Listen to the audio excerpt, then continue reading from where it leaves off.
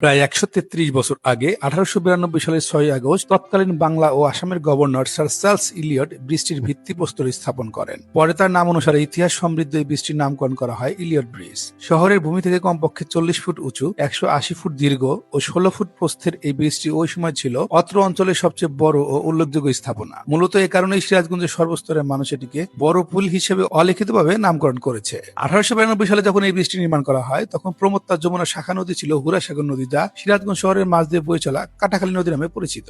সিরাজগঞ্জ শহরের প্রথম এবং একমাত্র বড় এই ব্রিজটি নির্মাণের পর হুরাসাগর নদীর দুপারের মধ্যে সংযোগ স্থাপিত হয়। এর আগে সিরাজগঞ্জ শহরটি মূলত হুরাসাগর নদী দ্বারা বিভক্ত ছিল।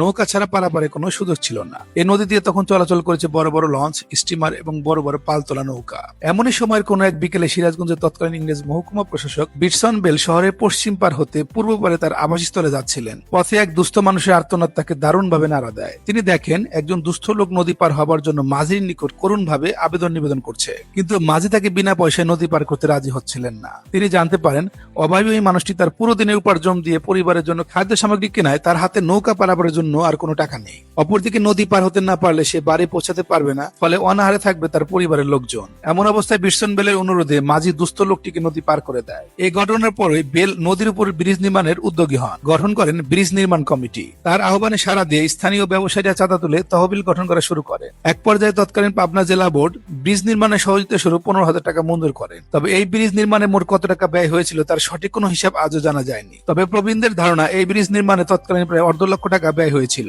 এই ব্রিজ নির্মাণ করতে পাটাতন দেওয়া হয়েছিল শাল কাঠের তক্তা দিয়ে, পরে তা কংক্রিট, সিমেন্ট বা সিসি ঢালাই করা হয়। হুরাসাগর নদী অনেক আগেই তার গৌরব হারিয়েছে, সংযোগ বিচ্ছিন্ন হয়েছে যমুনার সাথে। প্রভাবশালীদের দখলে হুরাসাগর এখন কাটাখালী পরিণত হয়েছে। বারবার কাটাখালী সংস্কার করার উদ্যোগ নিলেও অজানা কারণে তা অগ্রসর হচ্ছে না। কিন্তু কালের সাক্ষী হিসেবে ঠায় দাঁড়িয়ে আছে সৌন্দর্য মণ্ডিত ইতিহাস সমৃদ্ধ সেই ইলিয়ট ব্রিজ। ভিডিওটি ভালো লাগলে লাইক, কমেন্টস করে শেয়ার করে দিন। ধন্যবাদ সবাইকে।